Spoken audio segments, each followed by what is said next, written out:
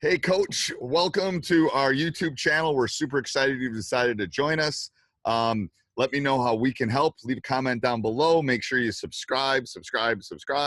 And if you're looking for more resources, you're looking for a mentor, you're looking for someone to help you through this journey of basketball coaching, check out teachhoops.com. It'll be up below or down below in the show notes or up above.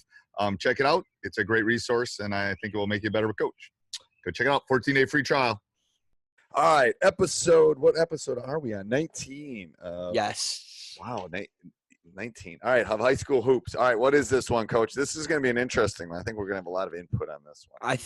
I have a really hard time trying to generate a direct question for it. I think once we start talking about it, I think it'll be a great topic for all high school coaches, in the sense of having a common dialogue and a common conversation among the coaches within a program, whether you're coaching freshmen, JV, or varsity, whether boys or girls.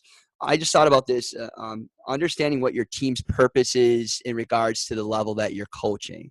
So, for example, I was thinking about this the last couple of days because I'm a varsity assistant and about a mid-sized community in the state of Wisconsin, and we just took over a program, and we're noticing many gaps that our varsity players have. What I mean by gaps are things that you would expect a varsity basketball player to have. The ability to understand transition defense, proper box out technique, or being able to handle pressure. Those type of things are missing. And I think what happens, and you can add on this, Coach, is that often other coaches approach their younger level teams in the sense that they're a varsity team, and those gaps are missing. Are become hinder to a program as they move up the level in a high school program. So what if a team is 18-3 their freshman year? By the time they get to juniors and seniors and they don't have those skills, the teams that really are really successful when it comes to March are the ones that have mastered those fundamentals. And so I think it's really important to self-reflect on what age level that you're coaching. And are you doing the things that get them ready for the next level? This idea in the education world right now is this idea of growth mindset. I think it's really important to think about it in a sense of the basketball world too. What am I doing to develop growth within the team that I'm coaching? Right. Well, first of all, I'd say we could label this fundamentals. Yes. We really could. But like if a kid gets to me and doesn't know what the helpline is, we've got some issues. Big time. So I think first of all, this is gonna be a shameless plug for Teach Hoops, but that it is literally like you better before you get your head job, before you become a coach, you better have everything mapped out and know what you want your freshman coaches teaching, what you want your JV coaches teaching, what you want them to, because your sophomore or the team right below varsity has to be your AAA, if you're using a baseball analogy, has to be the guy. They have to have everything ready for you when they come. Like my JV team is running the similar offense that we're running. And 10, 15 years ago when we were running the swing, they were running the swing too, because they were getting ready to come and hopefully play for me someday. So I think you have to have that mapped out, and that's not an easy thing to do. That's not an easy roadmap by any stretch. But especially for those of you that are shooting to become head coaches at some point, you have to be able to do that. Coach, like I think it is important to understand an offensive system, but I think a lot of times that's sometimes the only thing that a coach is concerned about within a JV or a freshman team is like, and that becomes a blinding to them. And if you talk about, I really enjoy the last podcast you did on, it was on Coach Unplugged. You talked to the guy from the Reading React. What's his name? Rick Torbert. Yeah, you're talking about his new fusion process and those 6 core concepts. Building on those 6 core concepts, so the fusion process is really big too. We're talking about defensive principles, those type of things. Those things need to be well-rounded for a basketball team to be successful at the varsity level. I just think that sometimes an offense of whatever the varsity is running is exactly what I need to be doing at the JV and freshman level. Yeah, I get that, but I feel like that sometimes takes away some of the other things that need to happen to be really successful at the highest level. Well, I think it's also building too. Like I can tell you in our practice today, like we personally can run our half court offense in the half court really well.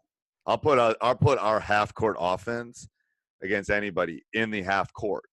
But how many times do I actually get to run it set up in the half court? It's about 15% of the time. I'm a stats teacher. So what did we work on today? We worked on getting pressured into transition, into our offense, and then converting back to and then it crumbled today. It was perfect. It was what I was thinking about on the flight home from Florida. It's like, all right, what are we good at? What are we not good at? What do we need to get better at? And I don't need to work on our half court offense. I need to work transition into it. Well, similar to the younger coaches, look at what your kids are good at. If they're not good at defensive rebounding, they're not good at boxing out, those are the skills that they're going to need to make the step to the next level. And that's your job as the third grade teacher to get them ready for the fourth grade teacher. If they don't know the specific things, then they're going to be behind. And that's what I think that's the point you're trying to make, is those basic, everything's a building block. And I'm not sure the youth and all that stuff is doing it at the level it needs to. Yeah, I think about like the idea of time wasters in your practice. I know that a lot of coaches do make that misconception of constantly doing everything in the half court, and they master that half court. But how often does that really happen? What can you do to be able to eliminate and have more time to do other things and fix those things are really important as well. Also, making sure that your practices fit your program value system. So whatever you're doing fits in the system in which is only going to help them as they move up the ladder in the program is really, really important as well. Right. And the thing is, you have to look at your practices and figure out what are time wasters and what are not time wasters. I totally agree with the whole, make sure every drill has a reason, blah, blah, blah. But, there's things that I do, like we run 11 man. We'll do stuff. I use those kind of drills as transition drills. Right. So, we're going from this. All right, do 11 man, then we'll do it for 2 or 3 minutes, and then we transition to the next thing because it keeps their attention. There's all those drills that we've all learned, like 5-man weave and all that kind of stuff. I still use those in a varsity practice. I do. I disagree with 100% getting rid of them. I don't use them like I used to 20 years ago, but I use them as I've done this, now I'm moving to this, and I need something to gap it in between. And it's really quick. And it gets them moving, and they like them, and there's some offense and those kind of things. That's where I find it useful. Right, because sometimes, like you said, kids need structure, and sometimes those drills give them a little bit of structure. I don't think you can be able to do 5-on-5 all day, every day in a practice either. Right, I think that, and the whole layering and all that stuff, I get it. And it's if you're a youth coach and you're listening to this, or you're somebody that wants to be you don't necessarily, maybe you have practice twice a week, and you can only do then you got to figure out what specific skill levels you need to get good at. But if you're a freshman coach and you're practicing 5 days a week, then, what skill levels, can half your team dribble with their weak hand kind of thing? Or can they, shoot an open jumper or, those kind of things?